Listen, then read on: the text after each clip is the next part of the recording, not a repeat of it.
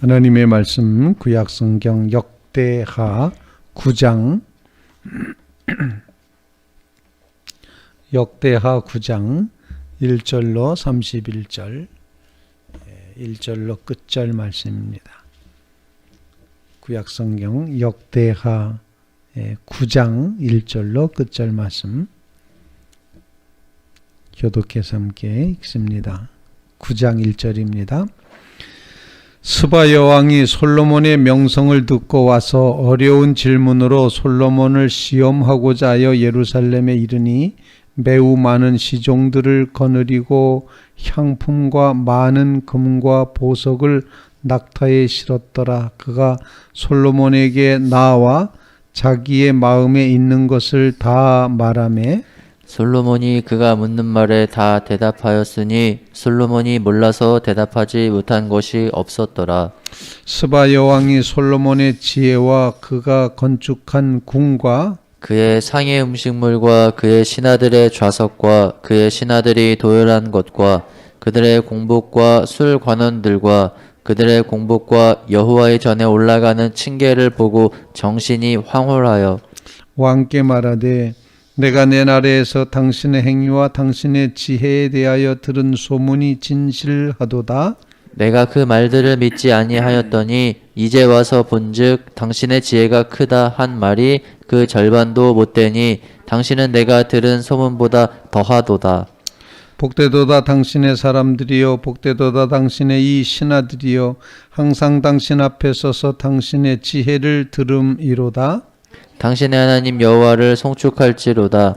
하나님이 당신을 기뻐하시고 그 자리에 올리사 당신의 하나님 여호와를 위하여 왕이 되게 하셨도다. 당신의 하나님이 이스라엘을 사랑하사 영원히 견고하게 하시려고 당신을 세워 그들의 왕으로 삼아 정의와 공의를 행하게 하셨도다 하고 이에 그가 금 120달란트와 매우 많은 향품과 보석을 왕께 드렸으니 스바 여왕이 솔로몬 왕께 드린 향품 같은 것이 전에는 없었더라. 후람의 신하들과 솔로몬의 신하들도 오빌에서 금을 실어올 때에 백단목과 보석을 가져온지라. 왕이 백단목으로 여호와의 전과 왕궁의 층대를 만들고 또 노래하는 자들을 위하여 수궁과 비파를 만들었으니 이 같은 것들은 유다 땅에서 전에는 보지 못하였더라. 솔로몬 왕이 스바 여왕이 가져온 대로 답례하고 그 외에 또 그의 소원대로 구하는 것을 모두 주니 이에 그가 그의 신하들과 더불어 본국으로 돌아갔더라. 솔로몬의 새 입금의 무게가 금 666달란트요. 그 외에 또 무역상과 객상들이 가져온 것이 있고 아라비아 왕들과 그 나라 방백들도 금과 은을 솔로몬에게 가져온지라. 솔로몬 왕이 쳐서 느린 금으로 큰 방패 200개를 만들었으니 방패 하나에 든 금이 600세겔이며 또 쳐서 느린 금으로 작은 방패 300개를 만들었으니 방패 하나에 든 금이 300세겔이라.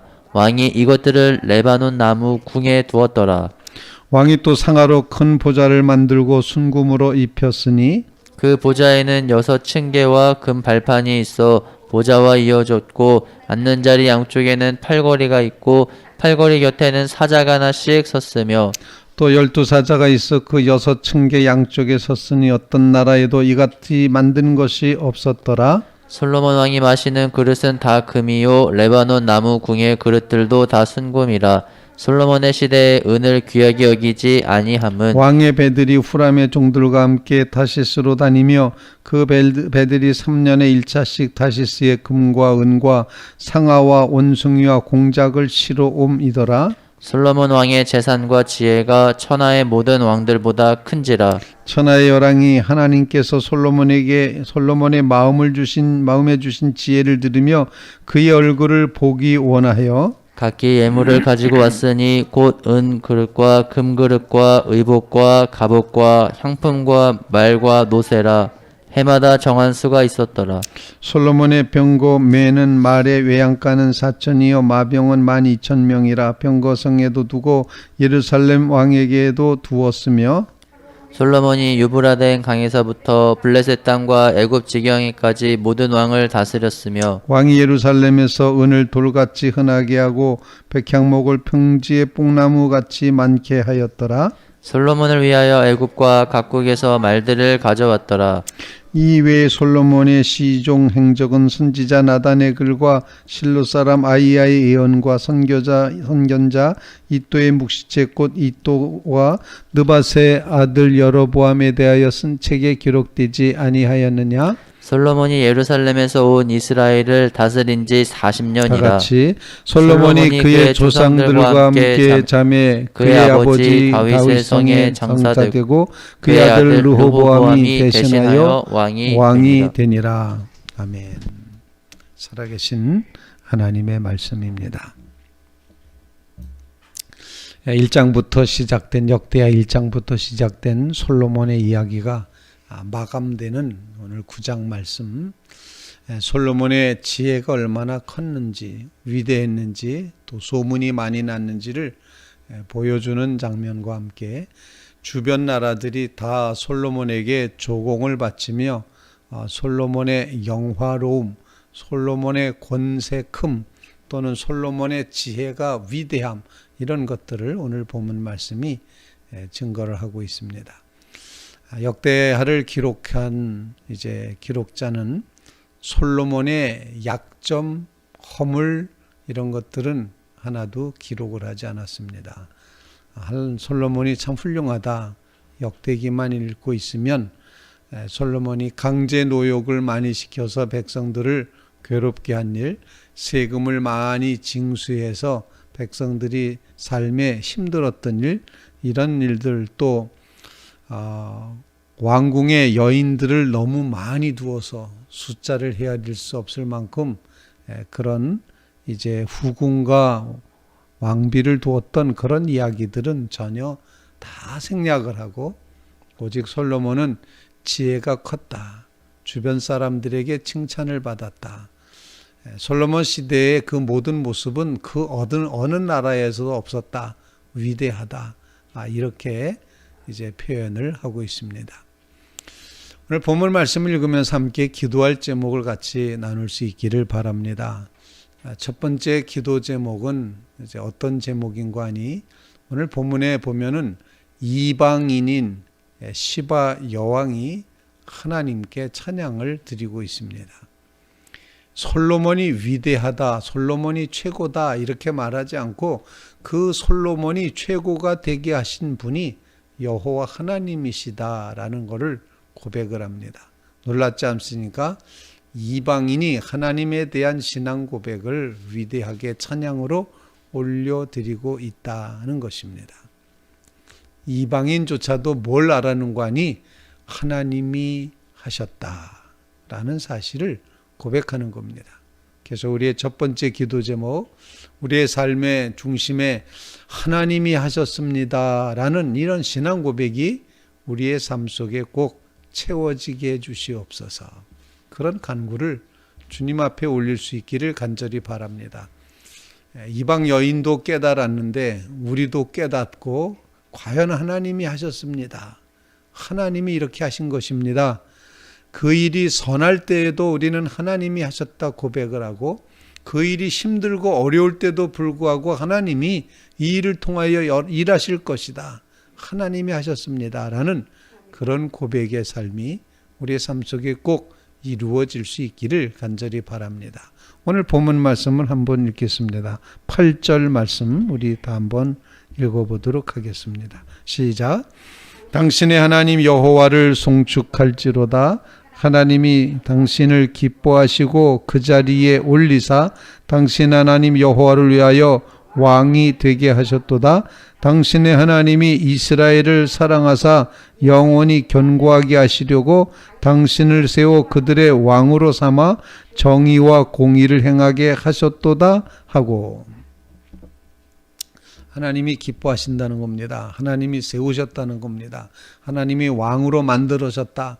하나님이 그 백성에게 견고한 왕이 되도록 그 나라를 튼튼하게 하려고 왕을 세우셨다. 하나님이 하셨다라는 그런 고백을 하고 있다는 것입니다. 우리도 이와 같이 하나님이 하셨습니다 라는 이런 신앙 고백을 간직하며 살 수 있게 되기를 간절히 바랍니다. 언젠가 저희 교회에서 간증 집회를 했는데 제가 그분 성함이 확실한지 모르겠는데 정경주라는 분이 작가분이 오셔서 이제 간증을 했습니다. 간증한 내용이 바로 하나님이 하셨습니다. 모든 것에 대해서 다 하나님이 하셨습니다. 이렇게 고백을 하고 나니 나머지 것들은 다 찬양의 대상이 되더라는 것입니다. 다 하나님이 하셨습니다 라는 고백. 우리는 내가 했습니다 라고 하고 싶은데 그 내가 하고 했습니다 라고 말하는 그 장면에서조차도 하나님이 하셨습니다. 이런 고백으로 살아간다고 고백을 했던 그런 간증 집회가 있었습니다. 우리의 삶 속에도 이처럼 하나님이 하셨습니다 이렇게 고백하며 주님 앞에 서는 믿음의 결단, 믿음의 모습이 우리 속에 하나님 채워지게 해주시옵소서. 여기까지 이른 것 정말 하나님이 하셨습니다. 하나님이 하셨습니다. 이렇게 정말 진실된 고백으로 그 고백으로 오늘 이 새벽에 하나님 앞에 나아가는 믿음의 성도들 다 되시기를 주님의 이름으로 부탁을 드립니다. 두 번째 기도 제목입니다. 오늘 본문 말씀을 통해서 우리에게 가르쳐 주시는 그런 모습은 이런 깨달음을 갖습니다. 솔로몬이 지혜가 큰 것만큼 그가 부요와 사치와 이렇게 호화로움을 마음껏 누린 것만큼 솔로몬의 믿음도 그렇게 컸을 것이다 라고 이제 생각을 하게 되는 것입니다. 하나님의 축복을 축복으로 받아들이는 이 귀한 믿음이 있어야 됩니다. 솔로몬은 자신의 지혜를 스스로를 향해서 자랑하지 않았습니다. 하나님께서 주시는 말씀대로 하나님이 가르쳐 주신 대로 다 말하였다는 사실을 보여주고 있습니다. 정말 하나님께서 주셨던 그 모든 모습을 보여주고 있습니다. 우리 22절과 23절 말씀 같이 한번 읽어보겠습니다. 시작. 솔로몬 왕의 재산과 지혜가 천하의 모든 왕들보다 큰지라 천하의 열왕이 하나님께서 솔로몬의 마음에 주신 지혜를 들으며 그의 얼굴을 보기 원하여. 솔로몬에게 주신 것, 그가 하나님의 이제 언약의 말씀, 응답의 말씀을 들었죠. 내가 부도 구하지 않고 수도 구하지 않고 명예도 구하지 않았는데 내가 구하지 않은 것까지 내가 다 주겠다. 내가 구한 것, 듣는 마음, 지혜를 구한 것이 내 마음에 합하였기 때문에 그 밖의 것도 다 주겠다라고 그렇게 말씀을 했습니다. 오늘 본문에 보면은 솔로몬은 자기의 지혜가 자기 것이 아니라 하나님께서 솔로몬의 마음에 주신 지혜라고 표현을 하고 있습니다. 하나님께서 솔로몬에게 주신 부귀영화였습니다. 그래서 세상 사람들 앞에서 솔로몬이 높아 보이는 것은 곧 하나님이 솔로몬을 축복하셨기 때문이고, 솔로몬을 와서 찾아와 봄으로써 발견하게 되는 것은 하나님이 위대하시다, 그거를 보게 된다는 것입니다. 우리의 삶 속에 이렇게 지혜와 부요가 하나님의 축복인 것을 보여주면서 우리를 볼 때, 또 그 모습을 볼 때 하나님을 발견하게 되는 역사가 꼭 이루어지게 하옵소서. 그런 간구를 주님 앞에 올리게 됩니다.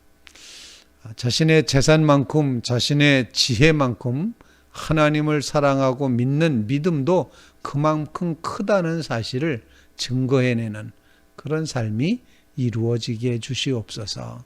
그런 간구를 주님 앞에 올리며 기도할 수 있기를 간절히 바랍니다. 믿는 성도들이 가난해질 필요가 없습니다. 가난을 자랑할 필요는 없습니다. 하나님이 주시는 축복을 누려야 됩니다.